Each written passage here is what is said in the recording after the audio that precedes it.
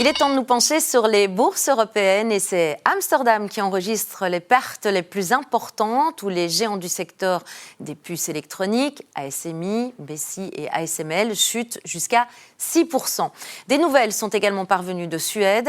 Là-bas, Volvo Cars recule de 10% après avoir publié des résultats trimestriels particulièrement faibles. Le bénéfice d'exploitation du constructeur automobile s'est effondré en raison d'une concurrence acharnée. Le groupe suédois de défense Saab, en revanche, impressionne avec une croissance de ses bénéfices de 28% et un carnet de commandes bien rempli. Elia prend la tête du classement après une nouvelle recommandation d'achat et une révision à la hausse de l'objectif de cours par ABN AMRO-ODDO. La société de courtage s'attend à de solides résultats semestriels, notamment chez la filiale allemande 50 Hertz. La hausse des taux d'intérêt joue également en faveur du gestionnaire de réseau. La crise du secteur technologique se fait sentir chez le concepteur de puces Melexis qui cède 1,7%, mais c'est Azelis qui enregistre la plus forte baisse. Wereld Eve Belgium a vu ses revenus locatifs progresser de 12% au premier semestre, principalement grâce à des acquisitions récentes. Le bénéfice par action a toutefois baissé en raison de la dilution consécutive à une augmentation de capital, mais le groupe immobilier confirme ses prévisions annuelles. Depuis quelques semaines, on sent les marchés financiers un petit peu plus hésitants, un peu plus tendus, même s'ils ne prennent jamais de vacances. La période est propice pour prendre du recul et c'est ce qu'on va faire avec Philippe Evrard ce soir. Bonsoir Philippe. Bonsoir. On fait un petit peu le point, on va passer en revue ce qui fait le niveau de valorisation. Oui, alors en fait la théorie nous dit que le niveau de valorisation est déterminé par trois grandes composantes, la macroéconomie, la géopolitique et puis évidemment la qualité intrinsèque des entreprises.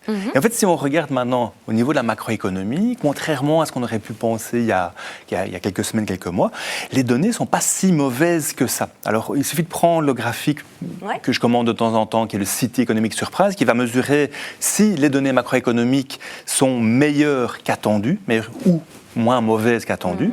Et qu'est-ce qu'on voit? C'est que les États-Unis et le monde émergent restent toujours en territoire positif.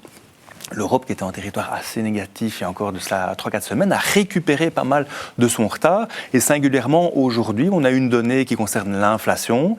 L'inflation pour le mois de juin dans la zone euro était meilleure qu'attendue et meilleure que le mois précédent. Donc, elle est en diminution d'une certaine manière. Donc, tout ça contribue justement à améliorer le panel de la macroéconomie à un niveau mondial. Alors, la géopolitique, on en parle aussi, peut-être, avec le conflit en Iran notamment, ça doit peser lourd aussi. Alors ça pèse lourd et pas à la fois. Alors je m'explique, donc depuis le début du conflit, on a l'habitude d'avoir un carrousel d'ouverture ou de fermeture du détroit d'Ormuz. Au début, ça pesait très fort sur le rendement des marchés financiers et en fait, avec le temps, ça s'est atténué. Et je veux dire, maintenant, on n'est plus du tout surpris par les annonces de Donald Trump ou de l'Iran par rapport à l'ouverture. Ce qui pèse, par contre, c'est évidemment le niveau du pétrole. Oui.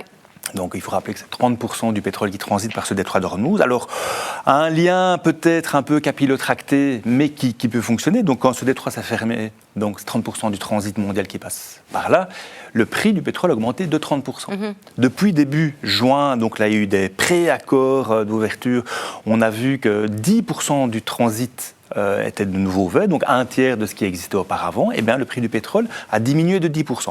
Donc ça joue, ça continue en tout cas à alimenter les craintes des marchés financiers. Quelle sera la suite de ce conflit sur le moyen terme? Personne ne le sait. Les conséquences sur l'inflation, bien évidemment, et alors sur le niveau des taux d'intérêt. Les taux d'intérêt à long terme ont un tout petit peu augmenté, mais pour l'instant, on reste dans une zone stable. Et donc sur la santé des entreprises? Alors, il y a 3 mois, on était dans la saison des résultats pour le premier trimestre 2026. Maintenant, on commence la saison des résultats pour le second trimestre. Il y a 3 mois, c'était la technologie, les semi-conducteurs, les puces mémoire qui ont vraiment drivé les marchés, qu'ils ont porté vraiment à des niveaux stratosphériques, ce qui a soutenu l'ensemble des marchés. Est-ce qu'on va connaître la même histoire maintenant? Il faudra voir quels sont les premiers résultats qui vont arriver. On a eu par exemple TSMC, donc Taiwan Semiconductor, qui a communiqué ses résultats hier et qui était vraiment de très bonne facture. Mais les marchés, en fait, ont commencé à avoir certaines craintes par rapport au niveau des investissements très conséquents dans l'intelligence artificielle. C'est une histoire qui est assez lancinante. On a déjà entendu ça fin l'année passée, ou des craintes par rapport à la matérialité de ces investissements. Est-ce que ça allait tenir la route? Depuis lors, les marchés ont quand même bien progressé, donc depuis fin l'année passée. Maintenant, on est de nouveau dans cette zone un peu de flou. On va attendre d'avoir quelques résultats d'entreprise qui vont permettre d'enlever un peu d'émotionnel. Philippe Évrard, on n'a vraiment plus le temps, malheureusement. En conclusion, on diversifie. Il faut vraiment continuer à diversifier, pas mettre tous ses œufs dans le même panier et aller vers d'autres secteurs, comme par exemple la santé ou la finance. Merci à vous, en tout cas, pour cette analyse en cette fin de semaine. Merci à vous, Philippe Évrard, et à tout bientôt. Merci. C'était le Trends des marchés du jour. Merci de nous suivre.